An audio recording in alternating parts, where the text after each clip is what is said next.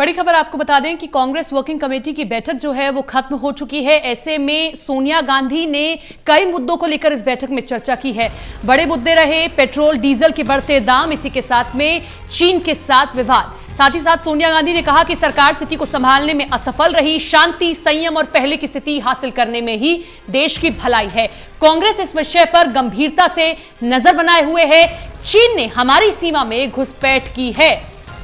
प्रधानमंत्री के बयान ने पूरे देश को झकझोर कर रख दिया है। अपने चरित्र के अनुरूप सरकार सच्चाई से मुंह मोड़ रही है। तो ये तमाम बातें हैं जो कांग्रेस की वर्किंग कमेटी की बैठक में सोनिया गांधी की ओर से रखी गई। सरकार पर आरोप भी लगाए गए और चीन विवाद को लेकर सरकार पर आरोप लगाते हुए कहा कि जैसा उनका रवैया है वो नजर आ रहा है।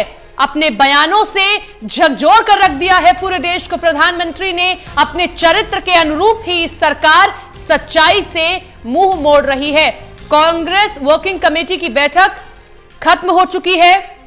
कांग्रेस के बड़े नेता इस बैठक में शामिल हुए और चीन विवाद को लेकर कांग्रेस की क्या रणनीति है, कैसे सरकार को घेरने वाली है आने वाले दिनों में। हालांकि लगातार हम देख रहे हैं कि ट्विटर पर आक्रामक राहुल गांधी भी नजर आ रहे हैं और सोनिया गांधी भी सरकार पर हमला साधती हुई नजर आ रही है। A full-blown crisis on the LSE with China. The undeniable fact is that since April-May 2020 till date, Chinese troops have committed brazen transgressions into our territory in Pangong Lake, in that area, and the Galwan Valley, Ladakh. Now, true to its character, the government is in denial. The intrusion was detected and reported on May 5th, 2020. Instead of a resolution, the situation deteriorated rapidly, and as you all know, there were violent clashes on June 15-16, where 20 Indian soldiers were martyred, 85 were injured, and 10 went missing until they were recently returned. The Prime Minister was called out when he announced that, quote, no one had intruded into Indian territory in Ladakh, unquote. On matters of national security and territorial integrity, the nation has always stood together, and this time, too, there is no second opinion. The Congress Party was the first to offer its total support to the armed forces and the government. However, there is a growing feeling among the people that the government has gravely mishandled the situation. The future is yet to unfold, but we hope that mature diplomacy and decisive leadership will inform the government's actions in protecting our territorial integrity. We urge upon the government that peace, calm, and the restoration of the status quo ante along the LSE be the only guiding principles in our national interest. We, of course, in the Congress Party, will continue to closely watch the situation. A full...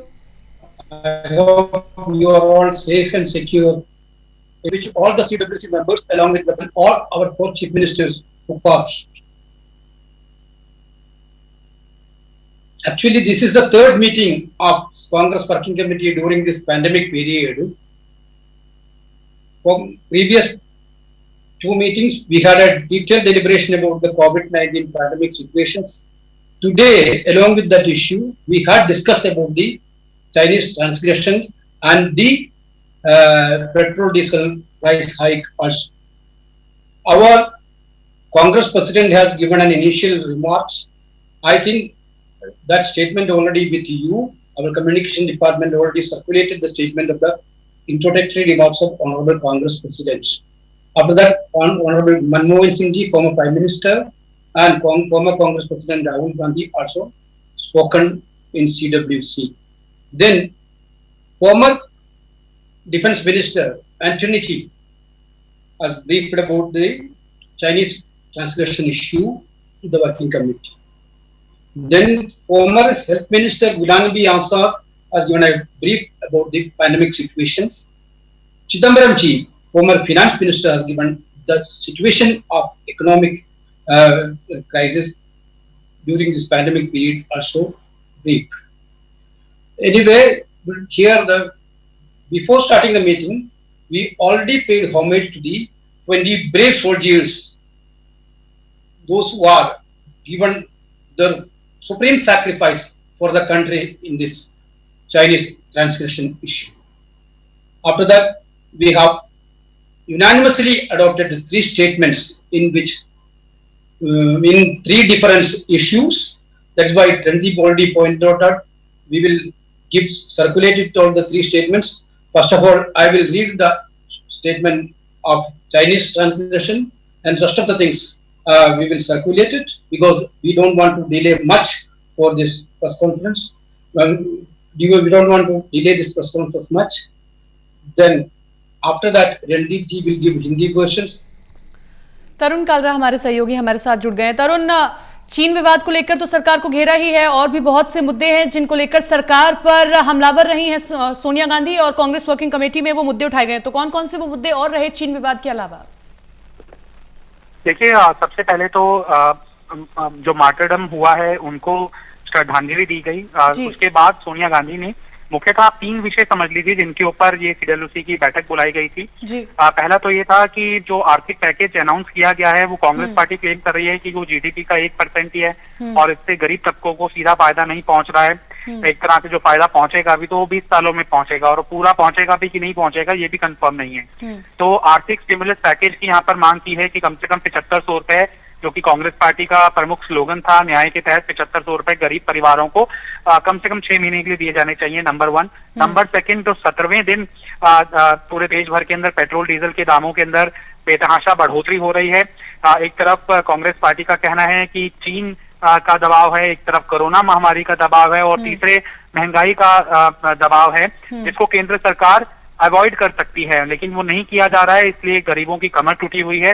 और सबसे important जो सामरिक विषय बना हुआ है जिसके ऊपर सोनिया गांधी ने कहा कि सरकार स्थिति को संभालने में असफल रही है और कांग्रेस इस पूरे मुद्दे के ऊपर गंभीर स्थिति बनाए हुए है। एक तरह से झंझोर देने वाला बयान था जो प्रधानमंत्री नरेंद्र मोदी ने सर्वदलीय बैठक के बाद दिया कि किसी भी सैनिक ने हमारी सीमा के अंदर एंटर नहीं किया है, जबकि रिपोर्ट और सैटेलाइट इमेज से साफ हुआ है कि फिंगर 4 तक चीनी सेना ने अपने टेंट्स बना लिए हैं और वहां पर सेना का जमावड़ा भी अच्छी खासी तादाद के अंदर कई रिपोर्ट्स में भी सामने आया है और सिक्योरिटी एक्सपर्ट्स भी देते आए हैं। लेकिन अपनी आदत के मुताबिक केंद्र की मोदी सरकार सच्चाई से मुंह छिपा रही है और समय समय पर कांग्रेस पार्टी सलाह और अपना मशवरा और चिंता व्यक्त करती रहेगी अपने मुद्दे पर।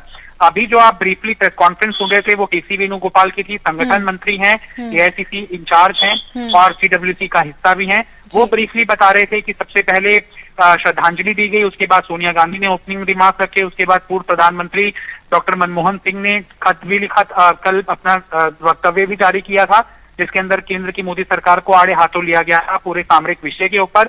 राहुल गांधी के अलावा AK एंटनी जो पूर्व रक्षा मंत्री थे उन्होंने ये चिंता जाहिर की कि किस तरह से कांग्रेस की टाइम में भी अगर इस तरह की इंट्रूशन हुए हैं तो किस तरह से उसको टैकल किया गया है। वित्त मंत्री के तौर पर पूर्व काम देख रहे P चिदम्बरम ने जरूरी ठहराया कि इस वक्त में केंद्र सरकार को गरीबों का ध्यान रखते हुए, कामगारों का ध्यान रखते हुए जॉब क्रिएशन की तरफ ध्यान देना चाहिए, डिमांड रेज करने की तरफ सरकार को बड़े कदम उठाने चाहिए और वो तभी हो पाएगी जब गरीबों के हाथ में कम से कम पैसा दिया जाएगा। तो ये मुख्य तौर पर 3 बुलेट पॉइंटर्स पे इशू थे, चीन विवाद, आर्थिक स्टिमुलस पैकेज और पेट्रोल डीजल के दाम, जिसके ऊपर CWC के अंदर चर्चा हुई और ये तीसरी अहम बैठक थी जो कोरोना काल के अंदर कांग्रेस पार्टी में हुई है। तरुण, हम देख रहे हैं कि लगातार ट्विटर पर कांग्रेस के सभी बड़े नेता बहुत सक्रिय हैं और लगातार सरकार को घेरने की कोशिश कर रहे हैं। मनमोहन सिंह भी ट्विटर पर सक्रिय नजर आ रहे हैं। ऐसे में क्या आगे की रणनीति इस बैठक में तय की गई कि और कौन कौन से मुद्दे हो सकते हैं? हालांकि जो दो मुद्दे हैं, कोविड-19 और चीन विवाद, इन पर तो आम जनता भी सवाल कर रही है, लेकिन पेट्रोल डीजल का मुद्दा कहीं ना कहीं पिछड़ता नजर आ रहा है। हालांकि आज की डेट पे सबसे बड़ा मुद्दा है, जब क्रूड ऑयल इतना सस्ता है तब भारत में लगातार पेट्रोल और डीजल के दाम बढ़ते जा रहे हैं। बिल्कुल, यही सवाल तो विपक्ष भी उठा रहा है। ऐसे वक्त में पूर्व के बयानों को तुलना की जा रही है अब के बयानों की, कि अमिताभ बच्चन साहब ने तब 2012 के अंदर जब पेट्रोल डीजल के दाम बढ़े थे तब उनका ये वक्तव्य आया था कि मन करता है कि पेट्रोल छिड़क के अपनी गाड़ी को आग लगा दी जाए। और उनके अब की चुप्पी के ऊपर तुलना की जा रही है कि जब यूपीए के वक्त में पेट्रोल और डीजल के दाम बढ़ते थे तो चारों तरफ हाहाकार मचा करता था। स्मृति ईरानी भी सड़कों पर उतरा करती थी और मनमोहन सिंह सरकार पर तरह तरह के आरोप लगाए जाते थे।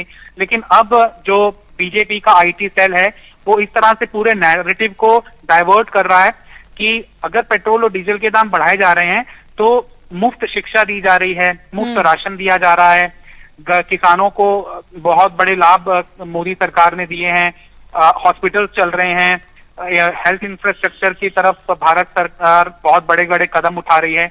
पूरे नैरेटिव को इस तरह से डाइवर्ट करने की कोशिश की जा रही है कि बेशक केंद्र सरकार पैसे कमा रही है, लेकिन उसको जो जरूरी चीजें हैं, जो गरीबों के काम की चीजें हैं, शिक्षा और स्वास्थ्य और किसानों की उपज, उनके ऊपर खर्च किया जा रहा है। लेकिन यूपीए के वक्त में जब होता था तब शायद सरकारी अस्पताल नहीं हुआ करते थे, तब सरकारी शिक्षा तंत्र नहीं हुआ करता था। ये सवाल जो कांग्रेस के हैंडल्स हैं सोशल मीडिया के, वो क्रिएट करने की कोशिश कर रहे हैं। तो कहीं ना कहीं ये डिफरेंशिएट कोशिश करने की ये कोशिश की जा रही है कि यूपीए के वक्त में अगर कुछ चंद पैसे भी बढ़ दिए जाते थे तो क्रांति हो जाती थी सड़कों के ऊपर।